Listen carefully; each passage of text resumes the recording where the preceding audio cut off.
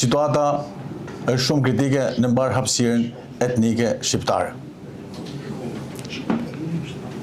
Sepse shqiptarët janë i vetmi komb që u detyruan të bëjnë luftrat e një pasnjëshme për të rezistuar e mbijetuar. Meqense se ishim te kisha e parë, atëherë unë po vazhdoj me Niket Dardanin, autorin e himnit kishtar Te Deum Laudamus, që është nga Dardania. Etrit themelues të Shtetet Bashkuara të Amerikës, këtu 250 vjet më parë, kur i shkruanin njëri tjetrit, i thonin jemi mbledhur një ansambël gjysmë perëndish e po projektojmë të ardhmen e Amerikës. E kam fjalën për Thomas Jeffersonin, Hamiltonin, Madisonin, Washingtonin, të cilët themeluan Amerikën këtu 250 vjet më parë. Sot, ne shqiptarët, aleatët e Amerikës, jemi të coptuar në 5 shtete. Ka një platformë për ta coptuar kombin shqiptar, për ta enklavizuar. Në Kosovë, ekstra territorialiteti dhe oseciacioni me vetë menaxhim. Në Maqedoninë e Veriut, pra janë projekte inxhinerike në kuptimin metaforik. Në Maqedoninë e Veriut, majorizimi dhe goditja e gjuhës shqipe. Pikërisht aty ku unifikua alfabeti shqip. Në Maltëzi, partitë politike slave kanë bërë një kërkesë për heqjen e njohjes pavarësisë së Kosovës. Kjo është situatë shumë kritike. Pra, 150 manastire në Kosovë janë mini shtete. Dhe kjo është shumë e rëndë. Në Maqedoninë e Veriut ka ardhur 2 herë Aleksandr Dugin. Është truri i Putinit, thënë ndryshe Rasputini i Putinit, i cili në vitin 1997 ka bërë librin Themelët e gjeopolitikës ruse. Pra, tendenca është për të goditur. Për te konspiracioneve, por me informacione konkrete, pas varrezeve të Kosinës, ka një projekt tjetër, zona tampon e jugut të Shqipërisë. Himar, Dropull, Finiq, Konispol. Për ta shpallur oseciacion. Prandaj është detyrë fisnike, mision kombëtar i Akademisë Rënjët Tona për të bërë ballë kësaj platforme si ka si qëllim coptimin e kombit shqiptar. Shto këtu dhe shtetin Bektashi. Ne jemi Bektashi, por rilindasit tanë kanë thënë pa fe, pa dhe nuk ka fe. Do të kishin ditë datat bënë shtet Bektashi. Pra, kombi shqiptar nuk duhet lejohet të coptohet. Dhe misioni është i Akademisë Rënjët Tona. Miq të nderuar, përveç këtyre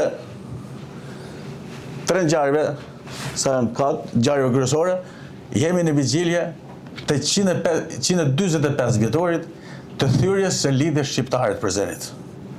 Me 21 prill të vitit 1881 u thye lidhja shqiptare të Prizrenit.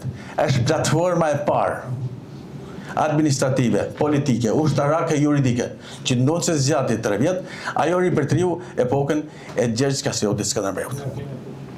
Me 9 prill të vitit 1999 filloi betejë legjendare e Kosharës, ku shqiptarët në moton një kom një qëndrim u rreshtuan në ushtrinë çlirimtare të Kosovës dhe thyen kufirin Shqipëri në betejat legjendare të Kosharës, aty ku nënshkrua lavdia e UÇK-s si Kurani mbi rasat e Çavës.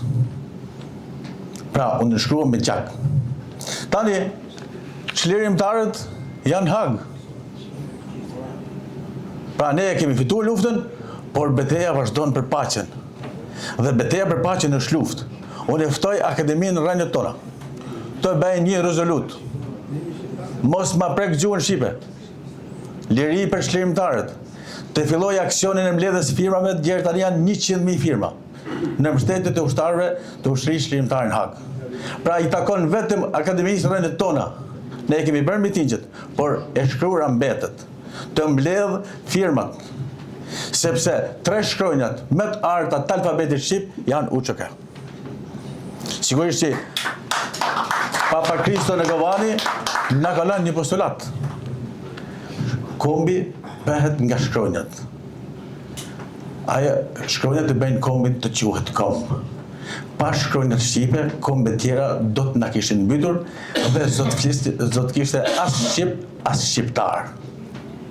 Pra, para nesh është një mision shumë i madh. Unë këto që po i them i kam shkruar prej kohësh, me vjen keq që sot nuk kisha manifestin e kombit shqiptar, analizë mbi ndarjen gjeopolitike dhe të drejtat e bashkimit. Sigurisht shumë shpejt do të jetë, por do t'i dhuroj librat e mi drejtuesve të Akademisë Rënjët Tona. Jam arber 800 vjeç shtetësh për zotin Sazan Guri.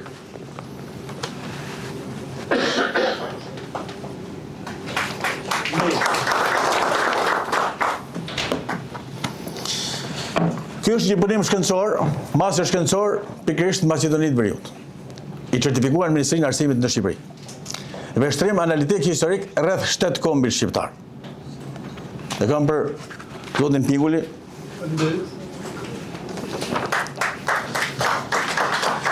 Dhe 7 komb domosdoshmëri historike.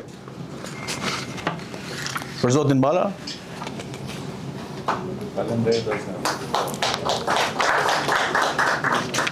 Dhe do ta mbyll fjalën time me një artist madh, antar i Akademisë Evropiane të Arteve, i cili e la penën dhe kapi pushkën për shembjen e kufive midis shqiptarëve.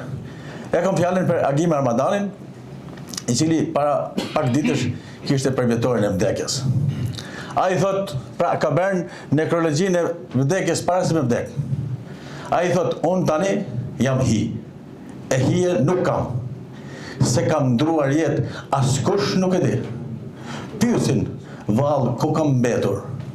Në trupin tënd të brisht jam shtrirë, jo, nuk jam shkrej.